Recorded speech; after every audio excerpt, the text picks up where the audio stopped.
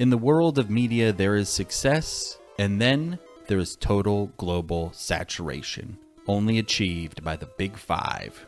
At a total earning of $68.7 billion, you have Star Wars. $80.3 billion gets you to fourth place with Mickey Mouse and Friends. Third place with $80.3 billion is Winnie the Pooh. Hello Kitty with $84.5 billion is next. But all of them still pale in comparison to the number one, the champ, the king, the very best. Like no one ever was. Since it was created back in the mid-90s, Pokémon has raked in over $100 billion. So how does a franchise go about making this kind of money? Is it the video games? Is it the animated shows and movies? Is it the mountains upon mountains of plushies, toys, and trading cards? The answer is yes, to all of it. And I believe that is the main reason that Pokémon is as successful as it is, because Pokémon has something for everyone. Let's take a closer look at what Pokémon has done over the last quarter century and maybe learn how we might be able to create the next multi-billion-dollar world phenomenon. Pokémon, or Pocket Monsters as it is known in Japan, began as a video game dreamed up by Satoshi Tajiri. He came up with the idea by looking back at his childhood. He would remember growing up and collecting insects and thought it would be fun to be able to do something similar in a video game. Pocket Monsters Red and Green was released on February 27, 1996 in Japan. It wouldn't make its way to America until September 28, 1998, over 2 years later, as Pokémon Red and Blue. The story of the game revolves around the player character, which you can name anything up to 7 characters, being sent out to catch Pokémon. You do this to fill your Pokédex, which is a computer device that collects information about Pokémon that you see and catch. You also use the Pokémon that you obtain to participate in battles. Your character goes from town to town defeating powerful Pokémon trainers called gym leaders to obtain badges. Once you have all 8 badges, you're able to advance to the Pokémon League. And if you're able to defeat the Elite Four, you will become the next Pokémon champion. This would be simple if you weren't constantly also having to battle Team Rocket, a group of criminals that are always trying to steal other people's Pokémon or experimental technology related to Pokémon. As mentioned before, you play the game by participating in Pokémon battles. Each Pokémon belongs to a different type, such as fire, grass, or water, which determines how strong its moves are against other Pokémon.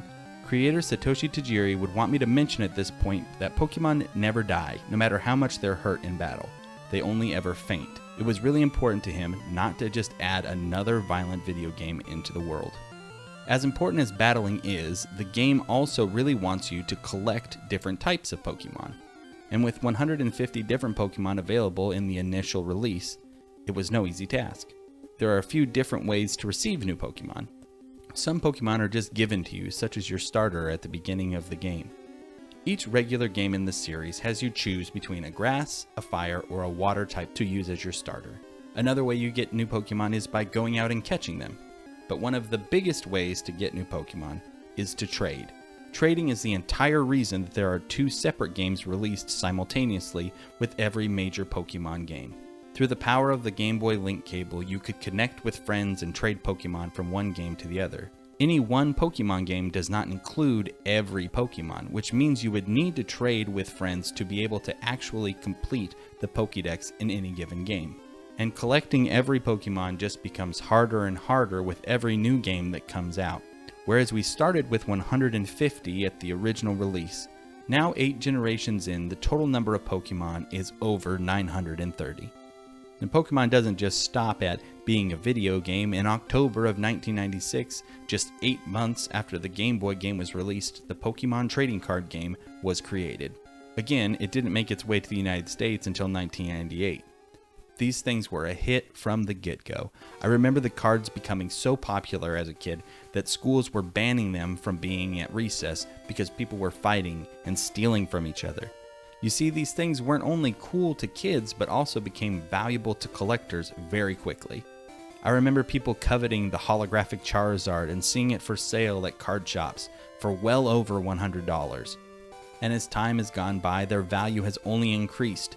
In 2019, a card was sold for $224,250. That's right, for almost $250,000, somebody bought one Pokemon card.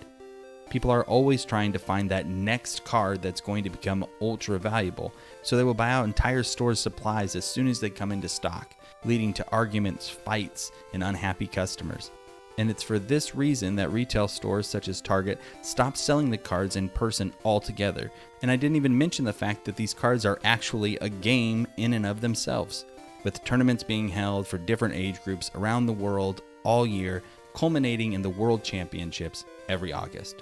Giving out cash prizes and scholarships to younger participants, these are a big deal for the people involved. It didn't take very long for Pokemon to branch out into the world of comics either. The Pokemon Adventures manga started back in March of 1997 and is still running to this day.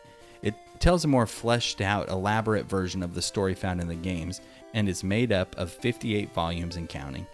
And then, of course, there's the TV show. It began airing in Japanese on April 1st, 1997, and was released in English on September 8th, 1998. The show follows the adventures of Ash Ketchum and his best friend Pikachu, along with a rotating cast of different human friends. They travel around, catching Pokemon, battling in gyms, and from time to time, even find themselves saving the world. They're also constantly hounded by Jesse and James of Team Rocket, who, with their talking Meowth, are always trying to steal Pikachu. The adventures of the show have spanned over 1,150 episodes and 23 animated movies. Full of fun characters, exciting action, and a killer theme song, the show has remained popular throughout its entire run. And though Pokemon would experiment with other ventures in the late 90s and early 2000s, including a Pokemon Live musical act, it isn't until July of 2016 that Pokemon hits again in a big way, by coming to phones like they never had before. You see, at this point, people who grew up with the franchise had become adults and were feeling nostalgic for a hit of that sweet, sweet Pokemon goodness. And they would get exactly what they were looking for with the release of Pokemon Go. With over 15 million downloads in the first week, this game took over the world in a way that no one had ever seen before. It's reported that in the year 2016 alone, the game made over $950 million. When the game came out, it took over entire towns. People of all stripes were out walking around catching Pokemon on their phones, and it ended up creating entire communities of people who would work together to find new Pokemon, or take over gyms, or defeat difficult Pokemon in raids. Of course, not all news related to the game was good, but in reality, only a minority of players were getting into any trouble. With Pokemon now being available on your phone and with a simplified playstyle, almost anyone could play the game. The final branch of the entertainment tree that Pokemon set out to conquer was Hollywood. And with the release of Detective Pikachu in May of 2019, it did just that. The movie would star Justice Smith and Ryan Reynolds as a talking Pikachu, who, as you might have guessed, is a detective. The film would go on to gross over $433 million at the worldwide box office and become the second highest grossing movie ever to be based on a video game. Over the years, Pokemon has dabbled in every imaginable type of media, and that's why it's become so successful. By learning how to become something everyone can like, at least on some level. If you're a kid who just wants to go on an adventure with your monster friends, Pokemon has something for you. If you only want to seek out the rare shiny versions of Pokemon, a task that can involve hours, days, or even weeks of running around in the same patch of grass in the game, which is something people like to do.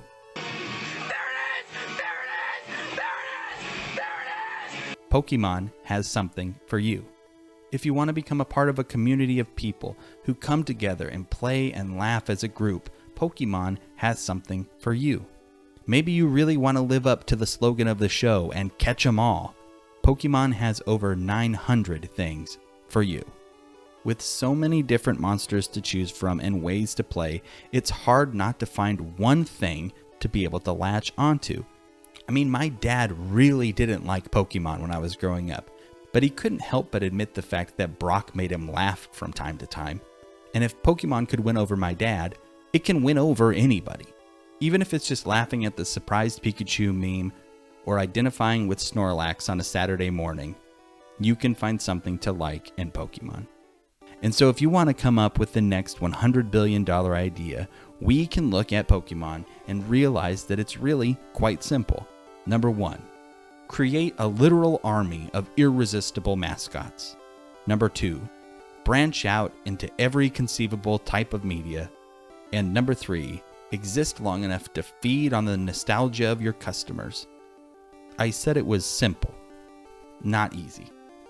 Thanks so much for watching the video. I hope that you were able to maybe learn something about Pokemon or hear about a type of entertainment Pokemon provides that maybe you are willing to give a shot that you weren't before. Down below in the comments, let me know, hey, what's your favorite Pokemon? I'm going to say right now, Squirtle has been and always will be my number 1, even though Bellsprout holds a special place in my heart because it was the first Pokemon card I ever received. If you enjoyed the video, don't forget to hit the like button and to subscribe. Thanks so much again for your support, and I hope to see you again next week with our next video.